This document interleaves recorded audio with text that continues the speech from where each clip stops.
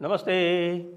आप सभी से अनुरोध है कि कृपया हमारे चैनल को सब्सक्राइब करें, वीडियो को लाइक करें और ऊपर दिख रहे QR को स्कैन करके हमारा पत्रम पुष्पम से सहयोग करें, क्योंकि आपके पत्रम पुष्पम से ही एक राष्ट्रवादी हिंदू इकोसिस्टम का निर्माण हो रहा है। बड़ा समाचार है और बड़ा समाचार यह है कि भारत अब स्टार वॉर्स के युग में पदार्पण कर गया है। जी हाँ, भारत स्टार वॉर्स के युग में पदार्पण कैसे किया है उसने कि एक लेज़र एयर डिफेंस सिस्टम का कुरनूल आंध्र प्रदेश में टेस्ट किया गया है भारत के द्वारा, और यह अभी तक केवल 3 और देशों ने इसके टेस्ट किए हैं। और भारत ने उन टेस्ट में भी, आप ये समझिए कि यदि वो 50% पे थे तो पहले टेस्ट में ही भारत ने 100% सफलता प्राप्त करके एक कीर्तिमान, क्या कहूँ, बल्कि एक धमाका कर दिया है पूरे विश्व में। और सबसे ज़्यादा आपको पता है ना, सबसे ज़्यादा हमारे जो खलीफा हैं बगल वाले, जी हाँ, पाकिस्तान, वो सबसे ज़्यादा परेशान है। और ये जो नए खलीफा हैं यानी बांग्लादेश वाले, वो और भी ज़्यादा परेशान हैं, क्योंकि ये जो है वो टर्की का ड्रोन उड़ा उड़ा के और भारत को दिखा रहे थे। तो भारत ने कुरनूल में जो टेस्ट किया उसमें उन्होंने तरह तरह के जो वेपन्स हैं उन पर ये लेज़र बीम चलाई और लेज़र बीम चला के उनको ध्वस्त कर दिया।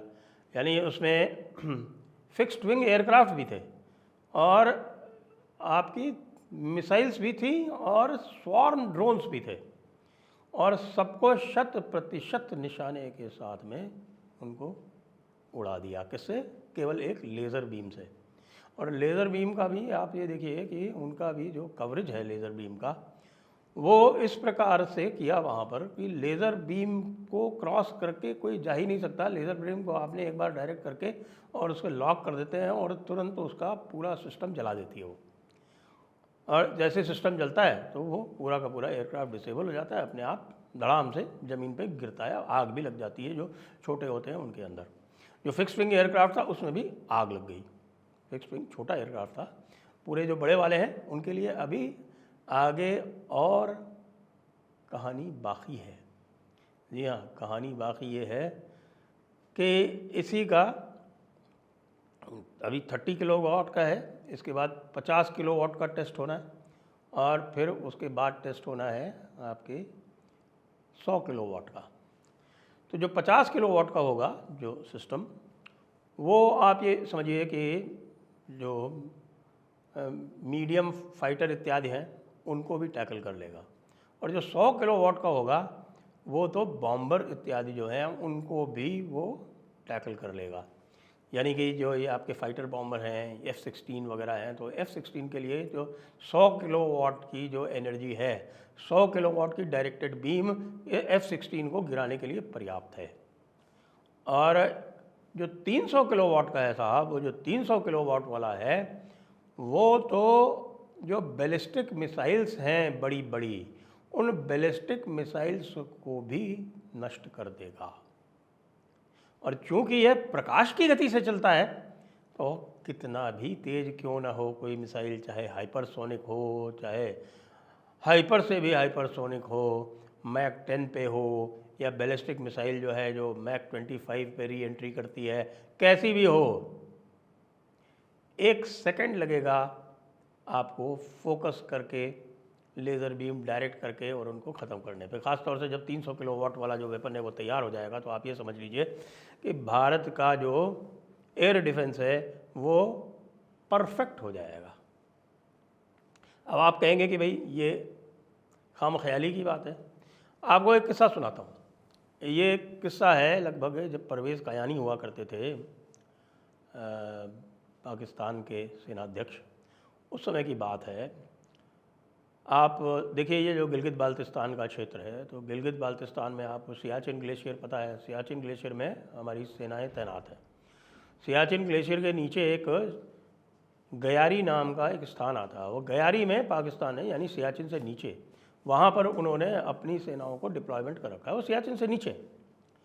अब वहाँ पर एक बार, मेरे ख्याल से शायद ये 2011 की बात है जहाँ तक मुझे याद है, यदि आपको गयारी वाला इवेंट जो है वो ध्यान हो, इंसिडेंट, तो सही समय भी आप बता दीजिएगा। मेरे विचार से संभवतः 2011 की बात है, और 2011 में गयारी में ज़बरदस्त हिमस्खलन हुआ, एवलांच, एक बड़ी ज़बरदस्त एवलांच है गयारी में। और गयारी में एवलांच से वहाँ करीब पाकिस्तान की पूरी जो वहाँ पर डिप्लॉयमेंट थी वो बर्फ़ के नीचे दब गई। पाकिस्तान ने ऑफिशियली 176 के मरने की, 176 फौजियों के मरने की बात स्वीकार की, लेकिन अनऑफिशियली लोग कहते हैं कि 1000 से ज़्यादा उसमें कैजुअल्टी हुई है, क्योंकि उसमें से कोई भी बाहर नहीं निकल पाया। और इतना बड़ा हिमस्खलन वहाँ पर न कभी पहले हुआ था, न कभी बाद में भी उसके बाद हुआ। हालांकि वहाँ गयारी से उन्होंने डिप्लॉयमेंट और नीचे ले लिया, तो सियाचिन जो है वो और भी सिक्योर हो गया। अब इसके बाद मैं बताऊँ आपको कि पाकिस्तान में कई खबरें निकली हैं, और एक खबर उसमें ये थी कि भाई एक कोई कली नाम का KALI नाम का कोई वेपन है, डायरेक्टेड एनर्जी वाला, लेज़र बीम का। तो उनका ये कहना है कि साहब कि वहाँ पर स्नो में लेज़र बीम डायरेक्ट की गई, और लेज़र बीम्स ने जो वहाँ की आइस थी उसको लूजन अप कर दिया, और उसकी वजह से वो ज़बरदस्त एवलांच या हिमस्खलन हुआ। अब ये बातें जो थी वो हम भी यही सोचा करते थे कि भाई ये जो है ये खाली एक खाम ख्याली की बातें हैं, और हम लोग उनका मजाक भी उड़ाया करते थे कि किस प्रकार से आपने एक नेचुरल इंसिडेंट को या एक नेचुरल कैटास्ट्रोफी को आपने भारत को क्रेडिट दे दिया। लेकिन अब पता चल रहा है कि इन बातों में संभवतः सच्चाई है, और इस प्रकार के एक्सपेरिमेंट किए गए हैं कि क्या लेज़र बीम से एवलांच लाया जा सकता है। और यदि लेज़र बीम से एवलांच लाया जा सकता है तो पाकिस्तानियों, very bad news for you, क्योंकि तुम्हारे लिए तो फिर उसके बाद कोई स्थान बचेगा ही नहीं। अच्छा, फिर लेज़र बीम जो है वो तुम्हारे बंकर्स वगैरह पर डायरेक्ट करके तुम्हारे बंकर्स वगैरह भी उड़ा देंगे हम। अभी तो ये पूरा का पूरा एप्लीकेशन जो है वो एयर डिफेंस के लिए है, लेकिन इसके जो एप्लीकेशन है इसके मिलिट्री एप्लीकेशन भी होंगे। और जब इसके मिलिट्री एप्लीकेशन होंगे तो आप ये जानिए कि आजकल चूँकि कोई भी मिलिट्री इक्विपमेंट या कोई भी मिलिट्री प्लेटफॉर्म वो बिना इलेक्ट्रॉनिक्स के बनता नहीं है। तो चूँकि वो इलेक्ट्रॉनिक्स उसमें एम्बेडेड होती है, तो ये पूरा का पूरा जो सिस्टम है इसको यूज़ करके किसी भी प्रकार का, चाहे वो टैंक हो, चाहे वो आर्मर्ड कैरियर हो, और चाहे वो आपके गन्स हों, उन सबको डिसेबल किया जा सकता है। अभी इसके 2 मॉड्यूल और बाकी हैं, एक लैंड मॉड्यूल बनना है और एक एयर मॉड्यूल बनना है। यानी कि आपका जो हवाई जहाज़ है वो उड़ेगा, और उड़ के वेपन्स नहीं बल्कि लेज़र बीम्स डायरेक्ट करेगा अपने टारगेट्स पर, और उन लेज़र बीम से उनकी इलेक्ट्रॉनिक सर्किटरी जला देगा और उनको डिसेबल कर देगा, वो बेकार हो जाएंगे। तो यदि ये हो जाता है, जिसके लिए टाइम फ्रेम बताया जा रहा है कि 8 से 10 साल में इसका पूरा ट्रायड बन जाएगा। ये ट्रायड का मतलब land to air, air to land और लैंड टू लैंड, ये तीनों मॉड्यूल जो हैं वो उसके ऑपरेशनल हो जाएंगे, तो भारत जो है वो ट्रूली स्टार वॉर कैपेबिलिटी में पहुंच जाएगा। इजराइल भी इसका अटेम्प्ट कर रहा है, लेकिन इजराइल की अटेम्प्ट जो है वो अभी तक ना तो उन्होंने एडवर्टाइज़ की है और ना उसकी अभी तक सफलता क्लेम की है। तो आप ये समझ लीजिए कि भारत अब एक प्रकार से एक अभेद्य प्रकाश कवच के अंदर अपने आप को सुरक्षित करने वाला है।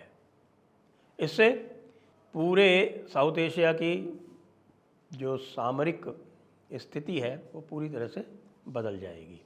बदल इसलिए भी जाएगी क्योंकि आप समझ लीजिए कि पाकिस्तान के पास ऐसी कोई इंडिजिनस कैपेबिलिटी है नहीं। चाइना के पास जो है वो क्या है वो किसी को पता नहीं, क्योंकि चाइना अगर नापता है 10 तो फाड़ता है 1।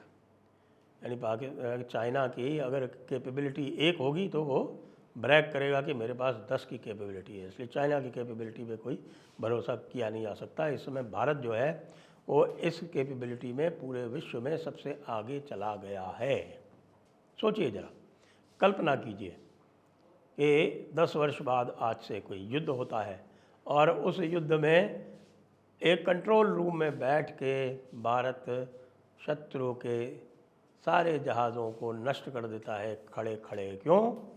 क्योंकि हमारा एक हवाई जहाज़ उड़ता है और हवाई जहाज़ अपने क्षेत्र में रहते हुए ही और एनर्जी डायरेक्ट करके बाकी बियॉन्ड लाइन ऑफ साइट जाके और एनर्जी वेपन्स को डायरेक्ट करके जितने भी एयरक्राफ्ट हैं उनको सबको डिसेबल कर देता है पाकिस्तान के। ये अब संभावना बन गई है। इसलिए भारत अब स्टार वॉर्स का समझ लीजिए कि एक महाशक्ति, एक स्टार वॉर्स की अब बन गई है। जय हिंद, जय भारत, वंदे मातरम।